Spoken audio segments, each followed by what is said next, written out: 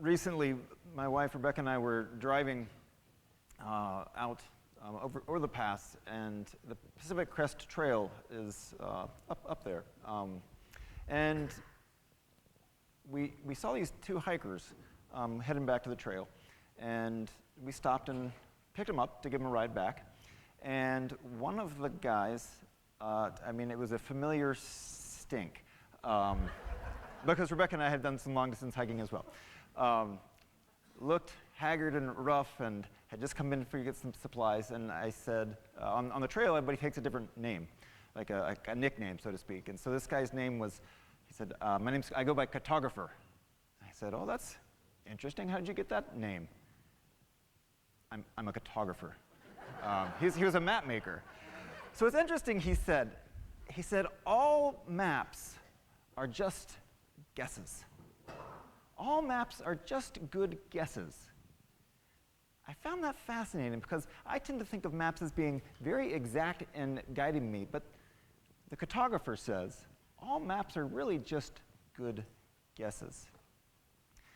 And I'm glad we have maps to guide us. Now we have Google apps that guide us in a different way than our Rand McNally atlas used to do. But it keeps us from getting lost. And have you ever had the experience of being just lost, like physically lost, like not sure where you are? You took a wrong turn. So Rebecca and I did a thru hike on the Appalachian Trail. And one night, it was getting dark, and we were trying to get to this cabin. And we were hiking, and it started raining, and it was dark, and we got that feeling of we should have been to the cabin by now. We're not in the right place. But maybe we're just off. And so we kept going forward because we were hopeful. Maybe we'll find the cabin. Maybe we're just off. Maybe our mileage was off or something. And we didn't. What happened was, all of a sudden we realized we were walking for an hour, and we hadn't found it. And we were beginning to think, oh no, we've got to walk an hour back to find where we went wrong. And we had no idea how we got lost. And about that time, the strangest thing happened. Everything started looking familiar. And for some odd reason, we had gone in a gigantic circle and found ourselves back to where we started. We were lost, once we're lost, and then we're found. It was a beautiful feeling, amazing grace indeed. We get lost sometimes. Sometimes it's physical, sometimes it's not physical, sometimes it's spiritual. That can happen to us. We can be spiritually wandering or spiritually lost. And as J.R. Tolkien told us, not all who wander are lost, and sometimes spirituality and wandering go hand in hand. But sometimes, if we've been wandering long enough in the same direction, we start to feel a little lost, perhaps. I can't imagine what it felt like for those ancient Hebrews to have wandered around aimlessly in that inhospitable desert of danger and meaninglessness, just out there wandering and rambling around, looking for a place called home.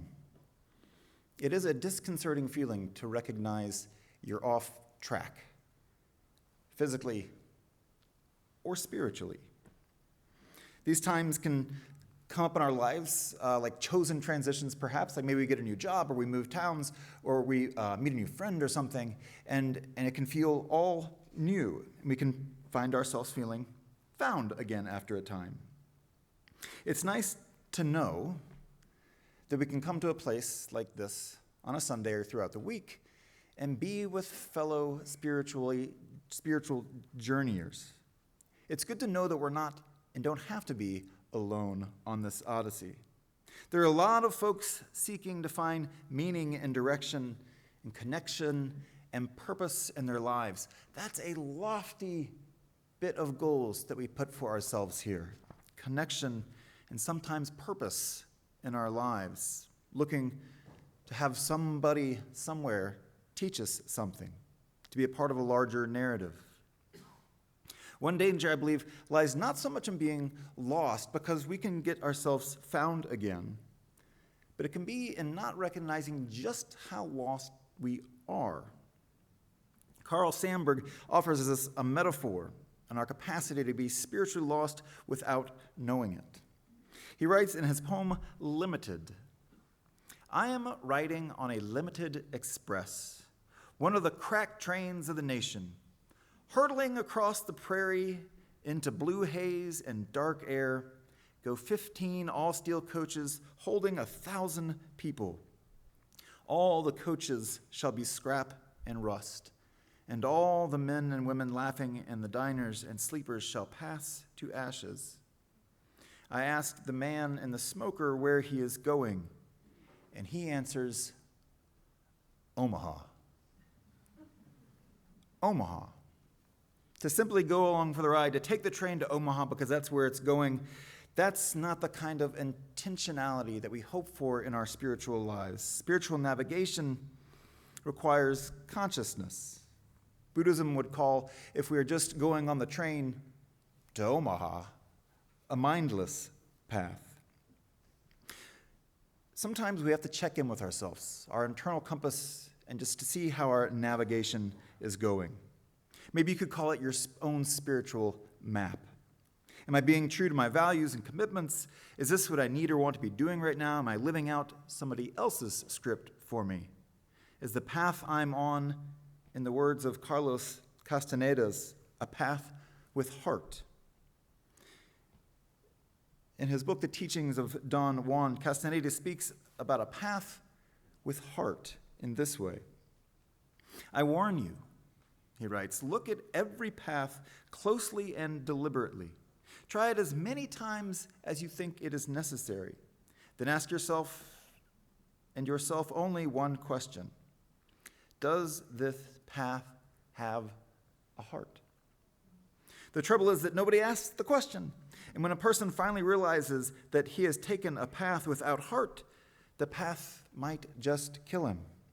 At that point, very few people can stop to deliberate and then choose to leave the path. For me, there is only the traveling on paths that have heart, on any path that might have heart. There I travel, and the only worthwhile travel is to traverse its full length. There I travel, looking, breathlessly. A path with heart leads us along in anticipation and hope, and it blesses us with an expanding, life-affirming perspective. A heartless path, if you've ever felt like you've been on a heartless path, you know it constricts our spirits and our imaginations. It limits us to whom and to what we can feel connected. It separates us from feeling connected to that great wholeness that we are a part of. Ultimately, the path without heart slowly sucks our life energy and turns into what T.S. Eliot wrote about, calling it the hollow men. And so we listen to our hearts to make sure that it is aligned with a path with heart. We listen to that still, small voice within. We listen for its guidance. Spiritual and religious traditions going back through time have all said, look inside, trust your instincts. Parker Palmer says, before you tell your life what you intend to do with it, listen for what it intends to do with you. Before you tell your life what truths and values you have decided to live up to, let your life tell you what truths you embody and what values you represent. And to do this, we have to slow down and create spaciousness and listen. Listen for that still small voice. When I was with the kids down on the carpet, and I said, listen to inside. One of them said, ooh, that sounds woo-woo. But is it? Is it woo-woo? Or have you had the experience of quietening, of listening, and receiving wisdom from inside? I'd like to invite you to just remain seated as we sing a hymn, voice still and small, and listen to the advice and the words that this hymn reminds us of, about the power that that still small voice can have. We'll sing it through twice.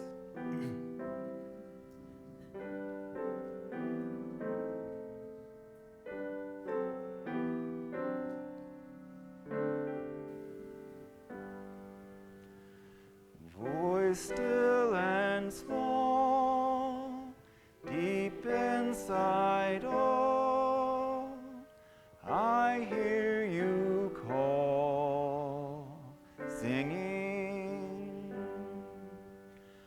In dark and rain, sorrow and pain, still you remain, singing, calming my fears, quenching my tears, through all the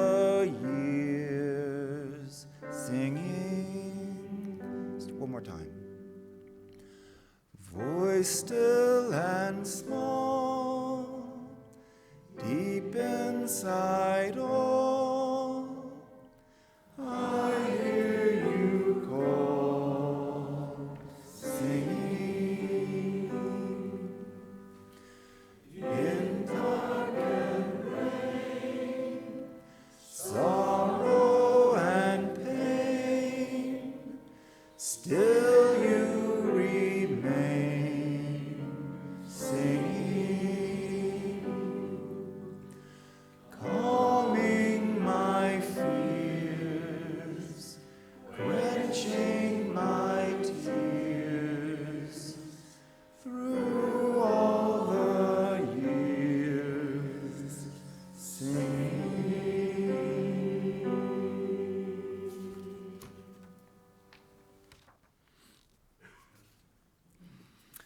I read somewhere that a modern jet heading for Hawaii is off course about 90% of the time, and the plane is constantly making little micro adjustments to stay on track. And it's all done by computers and satellites these days, no more just leaning out the window and checking where you are. But every few seconds, the plane's internal guidance system checks for deviations on its course, understanding that an error, even a little bit, if not corrected, would make the plane sail right past Hawaii by a long shot. So the airplane is in continual conversation with itself to make sure that its navigation is going in the correct direction. Our spiritual navigation isn't that much different than this. The spiritual navigator, this person, checks their internal compass often and with regularity, and then makes adjustments, all sorts of little significant changes to make sure that the course is an intentional one. Our internal guidance system is as complex and sophisticated as those ones in the planes. It's a network of heart and mind and conscience that bounces signals off in a similar way. Bounces signals off our friends and our families and our church community and our values and our commitments and the places that we belong, checking in on our perceptions and our feelings and our dreams and our relationships. That's a lot of things to bounce off of that might have us make some tweaks. Spiritual navigation tests whether the path is one with heart, as Castaneda invited us to remember. It guards us living out rote lives and just ending up on a train going to Omaha, but rather has us choose our destination. And so we do this by quietening and listening. We did something in my first year here, and we're going to try it again because, well, we stopped doing it. So this is called 2 at 2. And so we invite everyone every single day at 2 o'clock to stop, to slow down for 2 minutes, 2 whole minutes. And I was amazed at how long that felt sometimes in the middle of my day. To stop for 2 minutes of just quietness, of pause, and of listening. 2 minutes. And in that way, you can check in with yourself, see how your day is going, see how your path is going. Is it one with heart? Yesterday, I spent some time watching old Grateful Dead videos as Phil Lesh has moved on from this realm into another. Phil Lesh was the bassist in the Grateful Dead, and they're often known for their wild improvisation at their live shows. One of the videos I watched yesterday was fascinating. It was Jerry Garcia and Phil talking about how they do it. And they do it by constantly and consistently letting go while also listening to their other bandmates and then integrating that to what they're playing. So they're listening inside and they're listening outside, like Henry David Thoreau. You have to do both to get a good read for your map. Marianne Radmacher shares some wisdom in her poem, Living with Intention. She writes, live with intention, walk to the edge, listen hard, practice well, Play with abandon. Laugh. Choose with no regret. Appreciate your friends. Continue to learn. Do what you love. Live as if this is all there is. Friends, that is good advice because this is all there is. We are offered these lives, and we're not given a roadmap, but we create one. The universe, as Walt Whitman says, has many roads for traveling souls. And we are all on a road. There's not a single or a right road or a path, but we travel together. We are not lost as long as we are together. Whitman also wrote, "We are on our way toward something great." May that be so, and may we not accidentally end up in Omaha.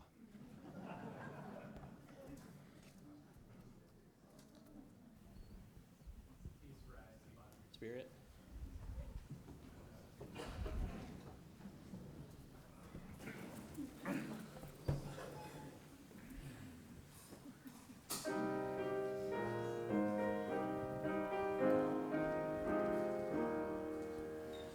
Wake now my senses and hear the earth call. Feel the deep power of being in all. Keep with the web of creation your vow. Giving, receiving, as love shows us how. Wake now my reason, reach out to the new. Join with each pilgrim who quests for the true. Honor the beauty and wisdom of time. Suffer thy limit and praise the sublime. Wake now my reason, reach out to the new. Join with each pilgrim who quests for the true. Honor the beauty and wisdom of time. Suffer thy limit and praise the sublime. Please join me as we say together the covenant of this fellowship. Love is the spirit of this fellowship, and service is its law. This is our covenant, to dwell together in peace, to seek the truth in love, and to help one another. Deep love and gratitude. You are loved. Stay calm. Love governs. To be in action. Healing. Take care of yourself while you're caring for others. Reconnect. God's presence is available. Be appreciative of the past and the future. Life is good. The blessings of family. Peace. In a way that joy bubbles through grief, and grief bubbles up through joy, like carbonation. What does your still small voice have to say to you today, and tomorrow, and the next day? Let us listen. Let us find that path with heart. Go in peace.